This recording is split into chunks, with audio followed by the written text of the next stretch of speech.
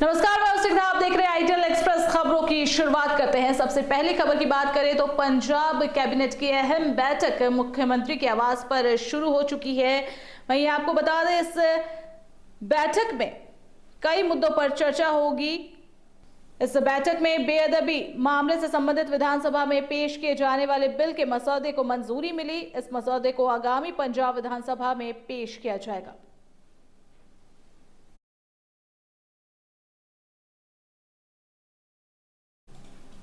इधर बिहार में स्टार्टअप और उद्यमी की दिशा में एक ऐतिहासिक कदम देखने को मिला। आपको बता दें, राज्य के उद्योग मंत्री नितिन मिश्रा ने बिहार आइडिया फेस्टिवल पोर्टल का औपचारिक उद्घाटन किया है। ये डिजिटल प्लेटफॉर्म युवाओं, छात्रों, स्टार्टअप और स्वयं सहायता समूह और उद्यमियों को सीधे उद्योग विभाग की योजनाओं से जोड़ने का माध्यम बनेगा। पटना में इसे लेकर 2 दिवसीय मेला आयोजित किया जा रहा है। व्यवसाय के इन विचारों में से चयनित प्रतिभागियों को 50 करोड़ रुपए से अधिक सरकारी सहयोग और निवेशक का संपर्क उपलब्ध कराए जा रहे हैं।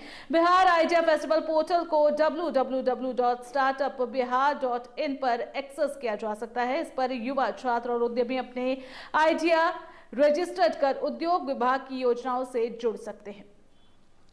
उनके जो हमारे कन्वेनर हैं या जो संयोजक हैं, उनके भी माध्यम से हमारे जितने पॉलिटेक्निक्स, इंजीनियरिंग कॉलेजेस, आईटीआईज या कोई और भी इंस्टीट्यूशन या कोई भी व्यक्ति, चाहे वो ग्रामीण इलाके में हो या शहरी क्षेत्र में, इस पोर्टल के माध्यम से वो अपने आइडियाज़ को सबमिट कर सकते हैं। एक समय हम लोगों ने निर्धारित की है कि कब से हमारा कार्यक्रम प्रारंभ होकर, जैसे आज हमारा पोर्टल लॉन्च हुआ और इसमें पूरी योर स्टोरी की भी टीम हम लोग को सहयोग कर रही है कि इनका भी अपना एक प्लेटफॉर्म है। आप जानते होंगे कि लगभग 2 लाख से भी अधिक स्टोरीज को सक्सेसफुल एंटरप्रेन्योर, जिसको उद्यमिता कहते हैं, उद्यमिता की दिशा में योर स्टोरी ने स्टोरीज को कवर किया है।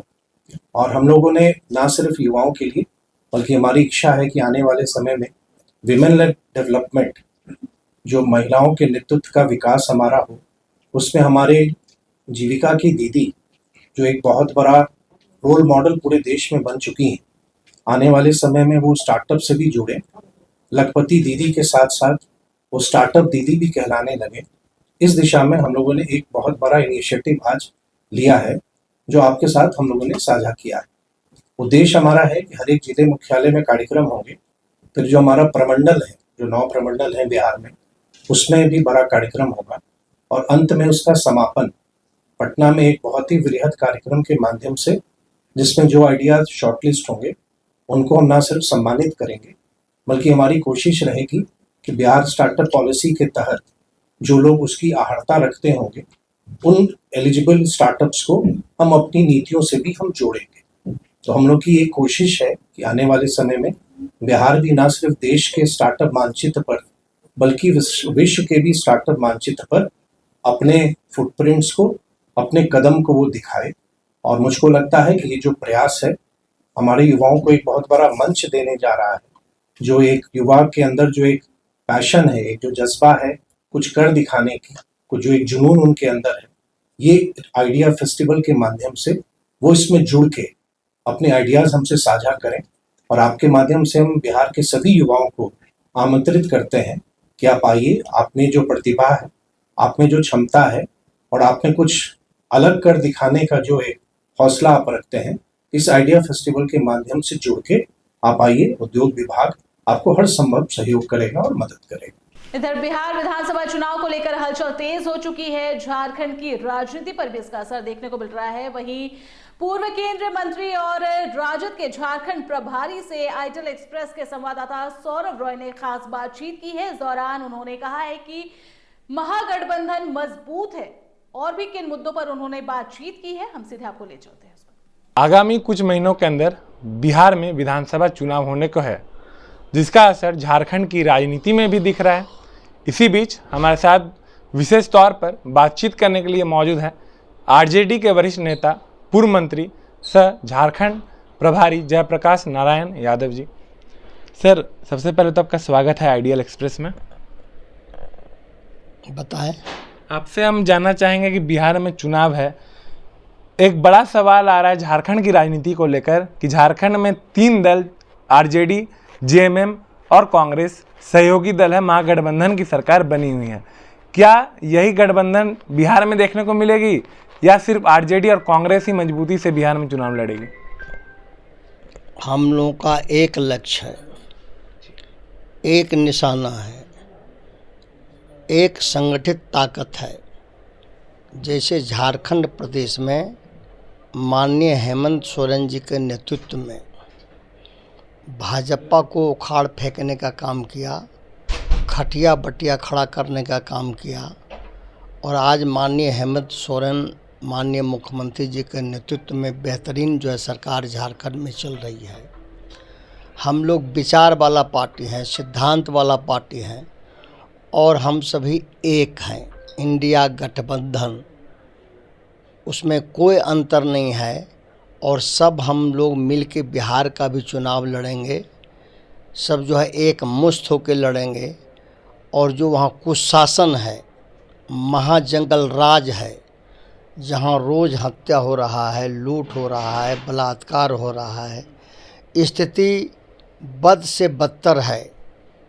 यानी यह कौन युग की तुलना किया जाए, बिहार का, देश का कोई ऐसा स्टेट नहीं है जहाँ इस कदर से जो है दिन दहाड़े राजधानी में हत्या होती है, माननीय मुख्यमंत्री के आवास के सामने हत्या होती है, माननीय मंत्री जी के आवास के सामने हत्या होती है, और सरकारी अधिकारी और पुलिस महकमा के सामने जो है हत्या हो जाती है। आज नौजवान की हत्या हो रही है, छात्र की हत्या हो रही है, किसान का हो रहा है, व्यवसायी की हत्या हो रही है, आज जो है टीचर की हत्या हो रही है, वकील की हत्या हो रही है। यानी संपूर्ण बिहार जो है आज अपराधियों का जो है चारागाह बन गया है, उसका घर बन गया है।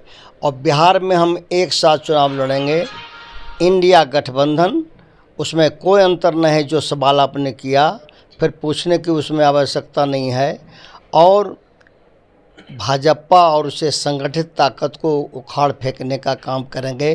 और 2025 का चुनाव में जनता का आशीर्वाद माननीय तेजस्वी प्रसाद यादव जी के साथ होगा। वो बिहार के मुख्यमंत्री होंगे और भाजपा का सफाया होगा।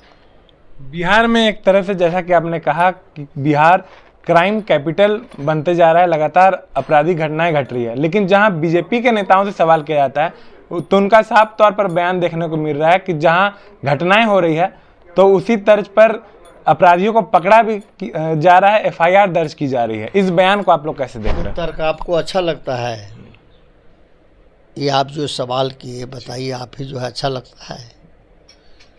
जो शासन में है, जो सत्ता में है, जिन्हें जो है शक्ति दिया गया है, पावर दिया गया है, उस पावर का आज जो है कोई डर और भय जो है अपराधियों को नहीं है। अपराधियों का साम्राज्य है, अपराधियों का बोलबाला है। लगता है कि सत्ता का कोई जो है इकबाल नहीं है, अपराधियों का इकबाल बिहार में है। और आज समाज का हर वर्ग जो है डरा हुआ है। और इसीलिए जब गरीबों का राज आया, दलितों का राज आया, पिछड़ों का राज आया, उपेक्षित लोगों का राज आया, अकलियत का राज आया, और समाज में ऊंची वर्ग के जो है जो समाजवादी आंदोलन से जुड़े उसका राज आया, तो पिल्ली चमक गया सामंतों का, जमींदारों को, कि माननीय लालू प्रसाद यादव ने गरीबों को आवाज़ दिया, बोली दिया, शक्ति दिया, कुर्सी पर बैठने का हिम्मत और सहारा और ताकत दिया। और उस समय कह दिया गया कि जंगल राज है। और आज जो है सुबह उठते हैं तब प्रेस वाला कहते हैं कि ये एक हत्या फिर हो गया, शाम होते होते कहता 7 हत्या हो गया। कोई एक दिन का सिलसिला नहीं, सारा जो है सभी दिखा रहा है कि ये बिहार जो है देश का अपराधियों का साम्राज्य और चारागाह और केंद्र बिंदु सेंटर पॉइंट कोई है देश का अपराधियों का, क्रिमिनलों का और हत्या का, तो वो बिहार है।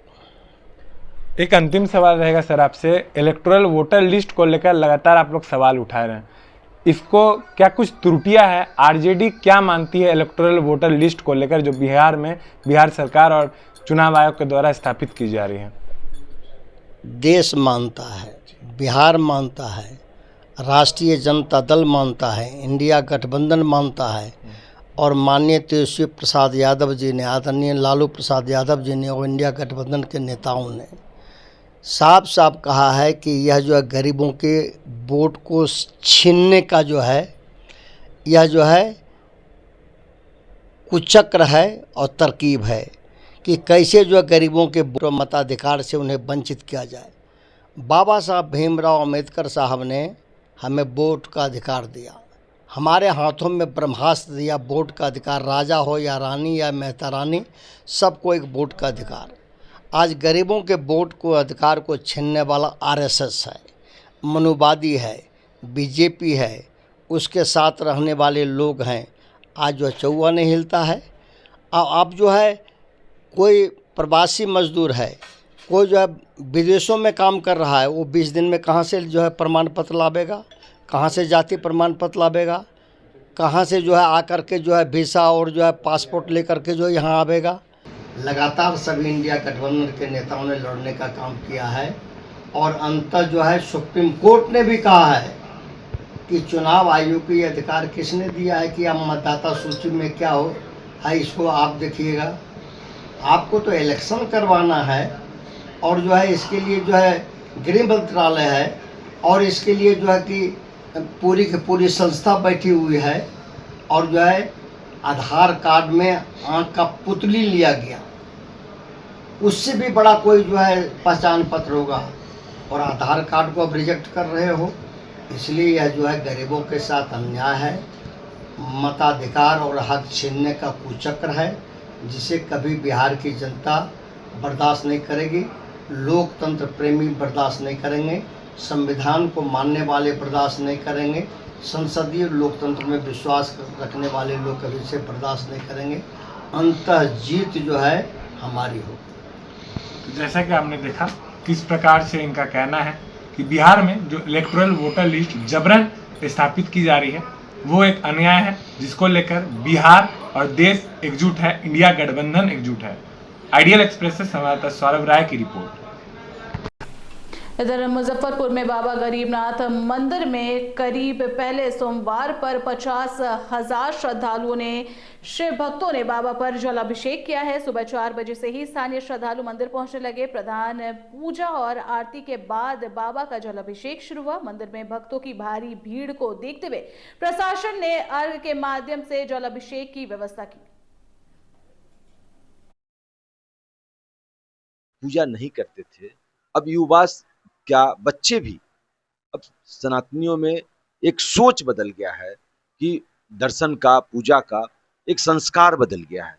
प्रधानमंत्री जी के आने के बाद से हर सोच बदलता चला जा रहा है कि नरेंद्र मोदी जी ने एक नया सोच के साथ युवाओं को बढ़ावा दिया और अभी हमरा का पूरे भारत में एक से एक मंदिर, भारत से बाहर भी अब मंदिर का निर्माण होने लगा है और बहुत जल्द गरीब स्थान जो कॉरिडोर से जोड़ा जा रहा है, इसका स्वीकृति यहाँ से जा चुका है। अब देखिए बिहार लेवल पे भी वहाँ से पास होगा और ये आने वाला समय में एक बहुत बड़ा बिहार का एक मात्र ऐसा स्थल होगा जो यहाँ आने के लिए मन में भावना होगा और उसकी सारी मनोकामना पूर्ण होगी। और आपके माध्यम से मैं कहना चाहता हूँ कि इस वर्ष जो ऐप बनाया गया है श्रावणी मेला, उस मेला पे जो कमरिया बंधु जो आ रहे हैं उनको कोई प्रॉब्लम नहीं होगा। कहाँ पे बाथरूम है, कहाँ पे जल चढ़ा के बहुत अच्छा लगा, बहुत अच्छा व्यवस्था है, सब चीज बहुत अच्छे से हुआ है, नहीं कोई दिक्कत नहीं हुई। जी अर्घा पे जल चढ़ाए। हाँ जल चढ़ाए, बखरी से डीएवी स्कूल। क्या नाम है? अनीता सिंह। हर बार आते हैं, हर सोमवार को आते हैं। क्या लग रहा है यहाँ पर व्यवस्था ठीक है? हाँ व्यवस्था तो ठीक है, लेकिन 1 घंटा से लाइन में लगे हुए हैं। भीड़ काफी है। हाँ भीड़ काफी। आप हर सोमवारी को चढ़ाएंगे? हाँ हर सोमवारी को चढ़ाएंगे। महसूस कर रहे हैं? अच्छा महसूस कर रहे हैं। इधर चाईबासा के सदर थाना अंतर्गत न्यू कॉलोनी नीमडी में अज्ञात अपराधियों ने एक युवक को गोली मार दी। इस घटना के बाद मोहल्ले में अफरा तफरी मच गई। घायल युवक सुमित यादव को परिजनों ने आनन फानन में सदर अस्पताल पहुंचाया, जहां उसकी हालत नाजुक देख चिकित्सकों ने बेहतर इलाज के लिए उसे जमशेदपुर रेफर कर दिया, जहां पहुंचने से पहले ही उसने दम तोड़ दिया। इधर घटना की जानकारी मिलने के बाद सदर थाना पुलिस घटनास्थल पर पहुंचकर मामले की जांच कर रही है। साथ ही पुलिस ने सदर अस्पताल पहुंचकर युवक से पूछताछ करने की कोशिश की, लेकिन स्थिति नाजुक रहने के कारण युवक से कोई जानकारी नहीं मिल पाई। बताया जा रहा है कि सुमित यादव रिकवरी एजेंट के रूप में काम करता था। वहीं परिवार वालों का कहना है कि सुमित के साथ किसी की इतनी बड़ी दुश्मनी नहीं थी कि घर से बुलाकर जान लेने के नियत से गोली मार दी। सर क्या घटना घटी है सर? म्यूनिंडी के एक व्यक्ति सुमित यादव की सर में गोली मार दी गई है, जिसमें हम लोग अनुसंधान कर रहे हैं। अभी अज्ञात के खिलाफ हम लोग अभी अनुसंधान कर रहे हैं। अगल बगल के CCTV है उसका मुआयना किया जा रहा है और इसमें जो भी शामिल है उनका तलाश किया जा रहा है। प्रथम दृष्टया क्या लग रहा है सर, कारण क्या है? उसके द्वारा बताया गया है कि उसे किसी के द्वारा कॉल करके बुलाया गया था और जब वो बाहर आया तो उसके बाद ये थोड़ी देर के बाद इस तरह की घटना को अंजाम दिया गया। इधर सहरसा के सलखुआ से एक बड़ी खबर सामने आई है।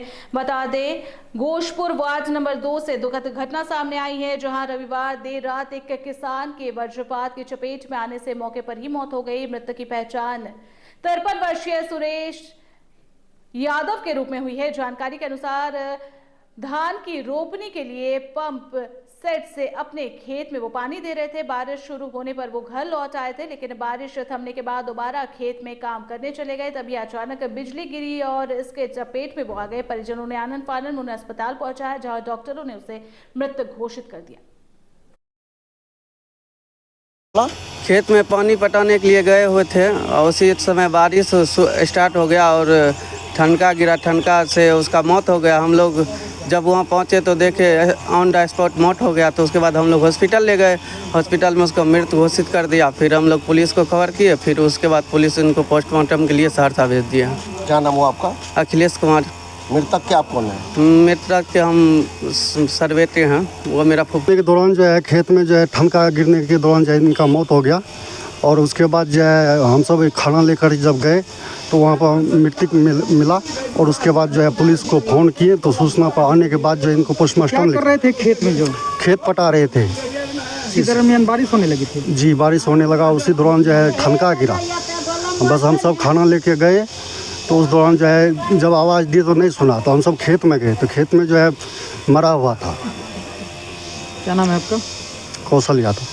वहीं भोजपुर से बड़ी खबर सामने आई है, जहां शाहपुर थाना अंतर्गत शाहपुर नगर पंचायत में शराब की सूचना पर छापेमारी करने गई उत्पाद विभाग की टीम पर शराब तस्करों ने हमला बोल दिया, जिसके बाद जवाबी कार्रवाई में उत्पाद विभाग द्वारा जवान की गोली से मौके पर ही एक व्यक्ति की मौत हो गई है। इस घटना से गुस्साए लोगों ने शव सड़क पर रखकर मुख्य सड़क को जाम कर दिया और जमकर हंगामा मचाया। वहीं गुस्साए लोगों ने उत्पाद विभाग के जवान को पकड़कर उसे बंधक बना लिया और जमकर पिटाई कर दी।